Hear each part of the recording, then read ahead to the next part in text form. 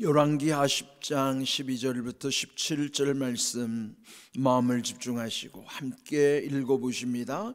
예후가 일어나서 사마리아로 가더니 도중에 목자가 양털 깎는 집에 이르러 예후가 유다의 왕 아하시아의 형제들을 만나 묻되 너희는 누구냐 하니 대답하되 우리는 아하시아의 형제라. 이제 왕자들과 태후의 아들들에게 문하나로 내려가노라 하는지라. 이르되 사로잡으라 하매 고 사로잡아 목자가 양털 깎는 집 웅덩이 곁에서 죽이니 42명이 하나도 남지 아니하였더라. 예후가 거기에서 떠나가다가 자기를 맞이하러 오는 레갑의 아들 여호나답을 만난지라. 그의 안부를 묻고 그에게 이르되 내 마음이 네 마음을 향하여 진실함과 같이 네 마음도 진실하냐 하니 여호나답이 대답하되 그러하나이다. 이르되 그러면 나와 손을 잡자. 손을 잡으니 예후가 끌어 병거에 올리며 이르되 나와 함께 가서 여호와를 위한 나의 열심을 보라 하고 이에 자기 병거에 태우고 사마리아에 이르러 거기에 남아있는 바 아합에게 속한 자들을 죽여 진멸하였으니 여호와께서 엘리야에게 이르신 말씀과 같이 되었더라. 아멘. 오늘 읽은 이 본문에 등장하는 예후라고 하는 인물은 우리가 앞에서도 계속 묵상 중에 하나님께서 아합의 집을 심판하시는 도구로 이 예후를 사용하시는 것입니다. 그 아합의 가문, 그러니까 아합은 그 아버지 오므리로부터 시작되는 아합, 오므리, 그리고 아하시아와 여호람, 그 네 명의 왕을 일컬어 오므리 왕조라 이렇게 부르잖아요. 근데 그 중에 오므리의 아들 아합 시대가 영적으로는 아주 타락한 시대였지만은 국가적인 또 세속적인 관점에서 보면은 그 오므리 왕조 때 북왕국 이스라엘은 아주 많이 경제적인 부흥이 있었던 때이기도 합니다. 그러나 경제적으로 잘 되는 것이 반드시 하나님의 복은 아닌 것이죠. 그렇게 해서 결국은 그 아합이 또 그의 아내 이세벨과 그 우상에 찌들어 가지고 그 시대에 하나님의 진노를 사면서 또 온갖 악행으로 인하여 하나님은 오래 참으시지만은 결국은 심판하실 수밖에 없는 상황이었습니다. 그래서 결국은 그 여호람 왕의 신복이었던 예후 장군을 이용해서 그에게 기름 부어 그로 하여금 아합의 집, 그 아들 여호람 왕을 폐위시키는, 그렇게 해서 비참하게 이제 이 예후가 심판을 감당하는 내용.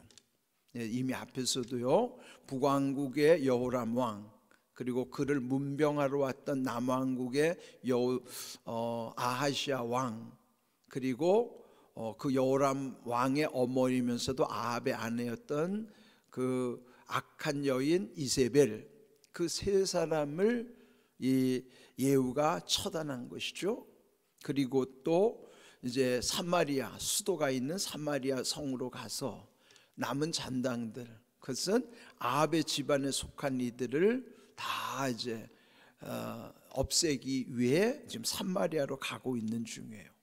물론 이제 앞서 그 사마리아에 있는 그 지도자들에게 엄포를 놓아가지고 이미 그 여호람에 관련된, 그리고 아합 집안에 관련된 70명의 자손들을 다 목을 잘라가지고 자기에게 가져오게 한 적이 있었죠. 이제 그리고 나서 지금 이 예후 일행이 사마리아 성으로 가고 있는 중이에요. 그런데 여기 오늘 본문에 보면은 두 부류의 사람을 만나는 거예요. 우리의 이제 인생이 만남의 연속이잖아요. 뭐 의미 없이 스쳐가는 만남도 있지만은 또 사람을 잘 만나서 삶이 또 잘 풀리는 경우도 있지만은 사람을 잘못 만나서 또 오히려 어려움을 겪는 경우도 있어요. 근데 오늘 이 두 가지 경우가 여기 비춰지는 거죠.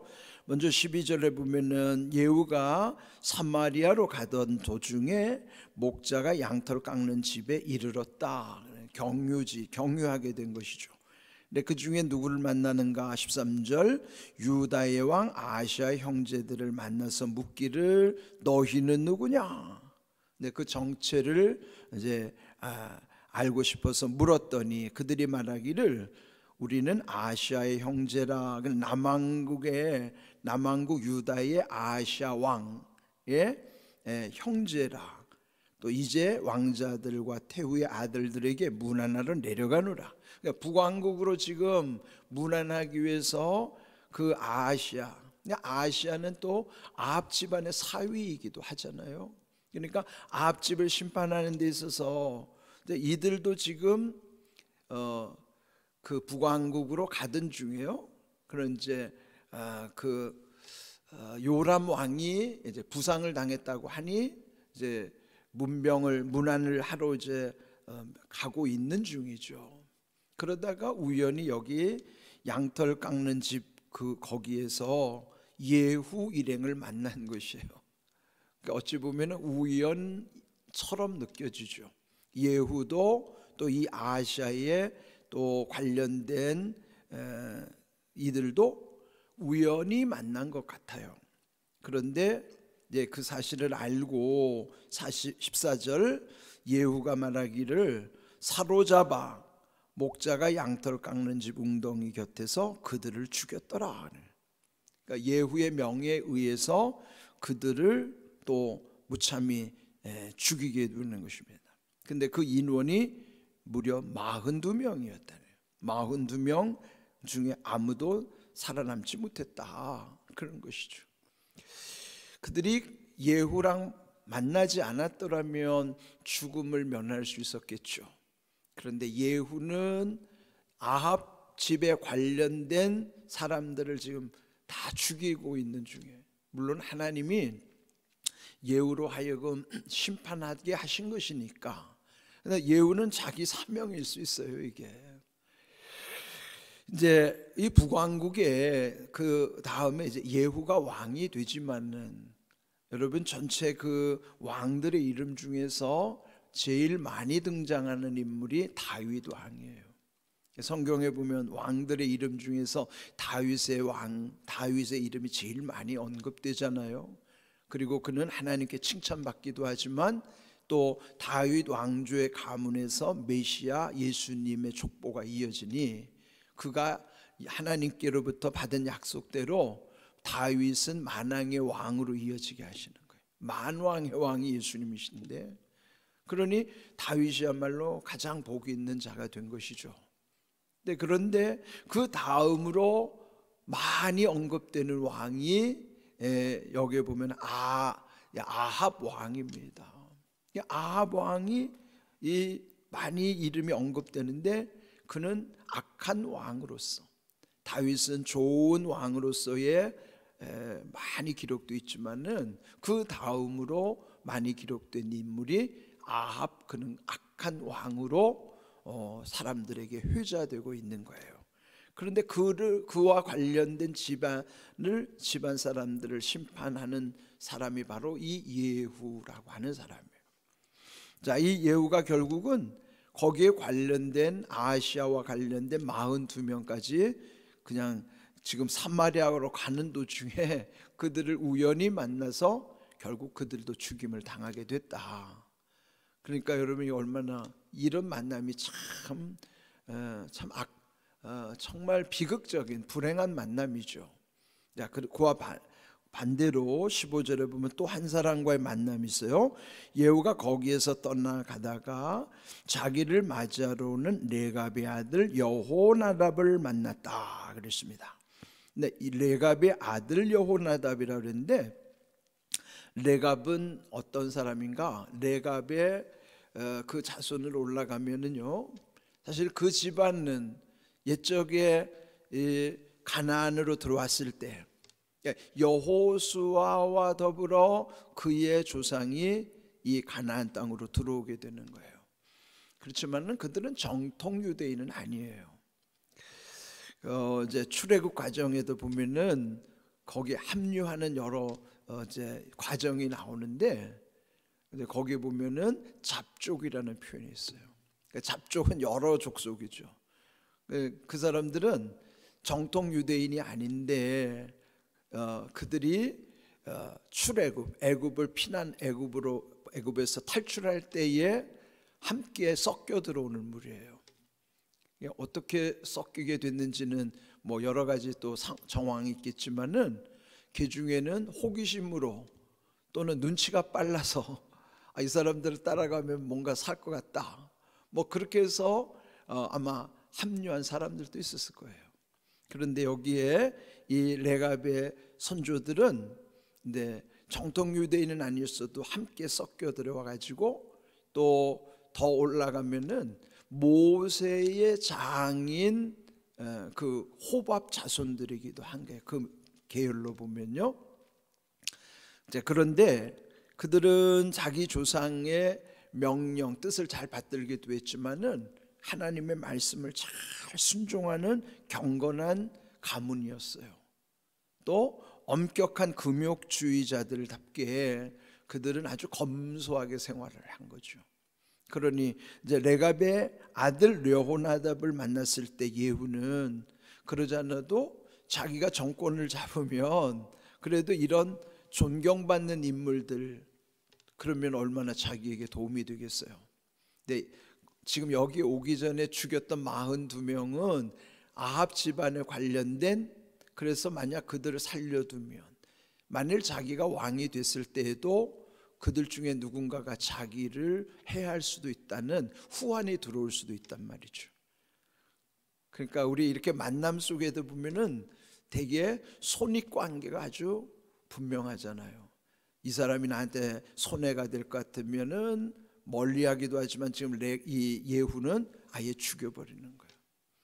그와 반하여 여기에 이 레갑의 아들 여호나답은 자기에게 유익할 것 같으니까 손을 잡는 거예요. 세상은 비정한 겁니다. 사람들은 자기의 이해관계, 이 속에 밝은 거예요. 자기한테 도움이 되면 어떻게든지 가까이 가서 그 사람하고 친하게 지내고 싶지만은 뭔가 도움이 안 되든지 오히려 손해가 된다고 하면 아주 냉정하게 자르는 것이죠.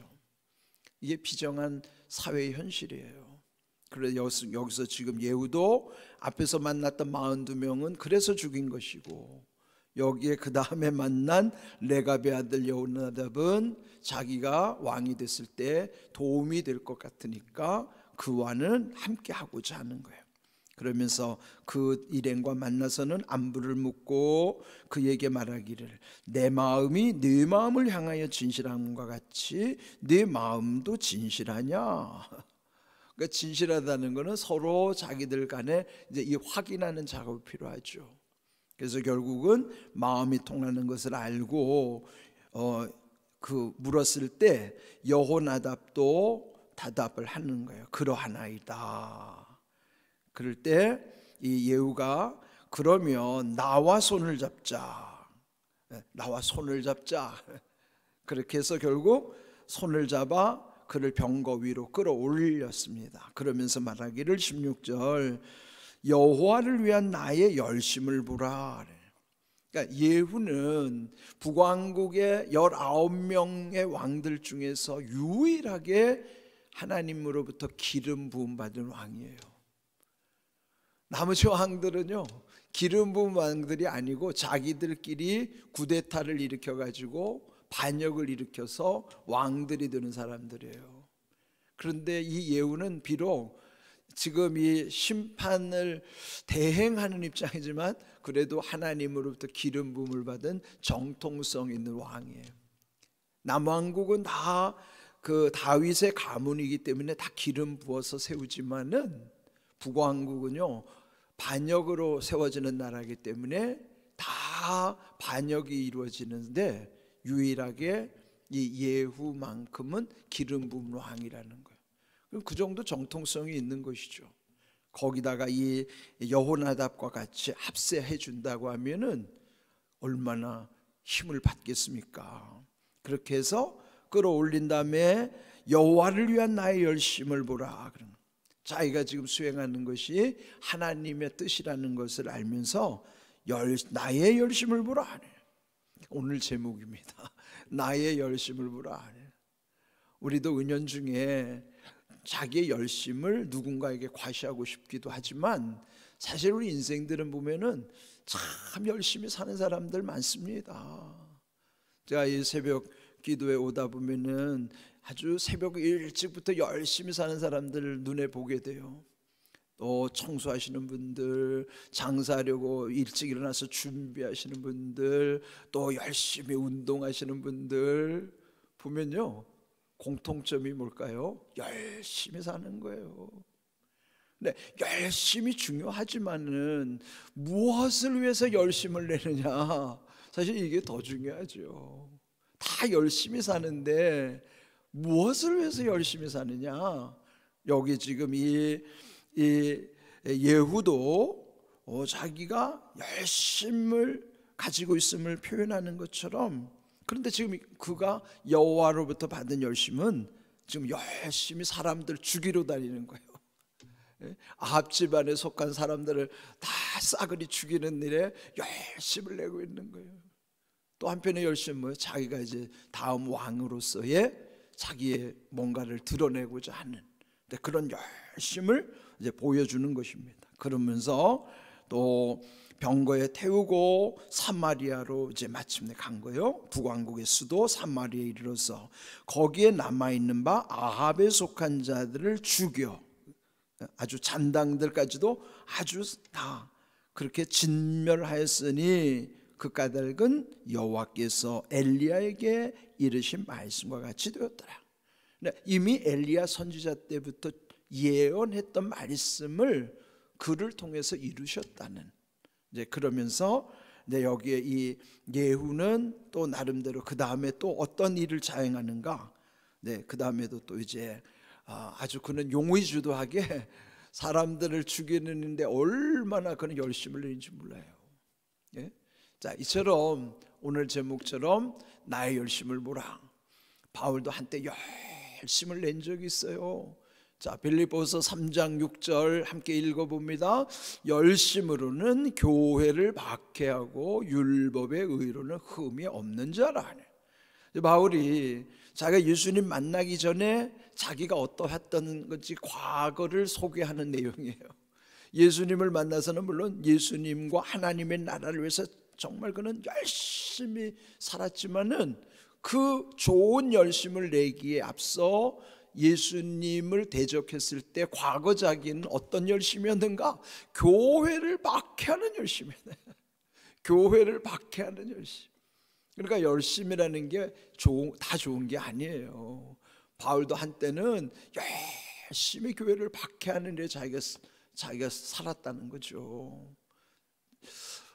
또 율법으로 보면 자기는 흠이 없을 정도로 그렇게 살았다는 것입니다. 자, 우리도요 열심히 사는 것 같은 데는 사는데 사실은 하나님의 뜻과 반대로 열심히 살 때도 있어요. 그렇지만 우리의 열심과 달리 하나님도 열심히 또 하나님의 일을 이루신다는 말씀을 하는 거예요. 자, 우리 한번 이사야 9장 7절 말씀 읽어보십니다. 그 정사와 평강에 더함이 무궁하며 또 다윗의 왕자와 그의 나라에 군림하며 그 나라를 굳게 세우고 지금 이후로 영원히 정의와 공의로 그것을 보존하실 것이라. 만군의 여호와의 열심히 이를 이루시리라. 여기 이사야 9장에는 장차 오실 메시아, 즉 예수님에 관한 예언의 말씀입니다.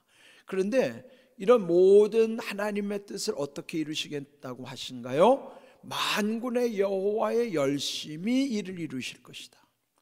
만군의 여호와라는 거면 전능하신 하나님, 그 전능하신 하나님이 지금 열심히 그걸 이루고 계시다는 거예요. 하나님도 열심히 지금 하나님의 나라를 위해서 사람을 세우시기도 하고 하나님의 뜻을 이루어 가고 계시는 거예요. 그렇다면 우리의 열심이 어디와 연결되어야 될까요? 하나님의 열심과 연결돼야 돼요. 열심이라는 게 뭐예요? 무언가에 집중하는 마음에, 거기 아주 집중하는 거예요. 우리의 열심은 하나님의 열심과 연결되지 않으면요, 잘못된 열심일 수가 많습니다. 나의 열심을 보라, 우리의 열심을 자랑할 게 아니라 하나님의 열심을 바라보면서 하나님의 열심이 하나님의 뜻을 이루는 것처럼 우리도 하나님의 열심 가운데 우리가 연결이 되도록, 우리가 늘 하나님은 하나님의 뜻을 지금 주도하고 계세요. 이끌어 가신다 말이죠. 하나님의 그 섭리 가운데 우리가 그 속에 있어야 되는 거예요. 여러분, 열심도 중요하지만 무엇을 위한 열심인가를 돌아보시고, 더 중요한 것은 하나님의 열심이 하나님의 뜻과 하나님의 나라를 이루신다는 사실을 기억하십시오. 하나님의 열심 가운데 여러분의 열심도 다 합력해서 선을 이루기를 주님의 이름으로 축복합니다. 아멘.